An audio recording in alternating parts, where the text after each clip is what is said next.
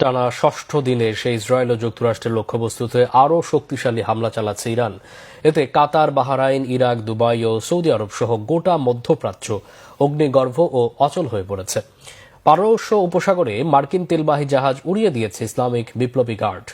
কয়েক দফায় হামলার মুখোমুখি হওয়ার পর বাসিন্দাদের জন্য জরুরি অবস্থা ঘোষণা করেছে কাতার। ইরান ও লেবানন লক্ষ্য করে হামলা বাড়িয়েছে ইসরায়েল ও যুক্তরাষ্ট্র। দুই দেশে নিহত ছাড়িয়েছে 1100। ইউরোপকে ইরানের হুমকি থেকে রক্ষা করতে যুক্তরাষ্ট্রকে সহায়তার হাত বাড়িয়েছে ন্যাটো। এদিকে ইরান যুদ্ধে মধ্যপ্রাচ্যের দেশগুলোকে যুদ্ধে ঠেলে দিচ্ছে যুক্তরাষ্ট্র ও ইসরায়েল, অভিযোগ রাশিয়ার। এই পরিস্থিতিতে প্রাণে বাঁচতে মধ্যপ্রাচ্য ছেড়ে পালাচ্ছে হাজার হাজার মানুষ। শহীদ আরাফাতের ডেস্ক রিপোর্ট। প্রতিপক্ষ সংখ্যায় বেশি হলেও যুদ্ধের মাঠ ছেড়ে পালায় না ইরান। টানা ষষ্ঠ দিনে এসেও ইসরায়েল ও মধ্যপ্রাচ্যে যুক্তরাষ্ট্রের একের পর এক লক্ষ্যবস্তুতে হামলার পর সেটি আবারও প্রমাণ করছে মুসলিম প্রধান দেশটি। অচল হয়ে পড়েছে ইসরায়েল। দেশটির রাজধানী তেল আবিব সহ বিভিন্ন শহরের সুপারমার্কেট ও গ্যাস পাম্প লক্ষ্য করে হামলা চালাচ্ছে ইরান। রয়টার্স সহ বিভিন্ন আন্তর্জাতিক গণমাধ্যমে উঠে এসেছে ক্ষতিগ্রস্ত সেই সব ভবনের ছবি।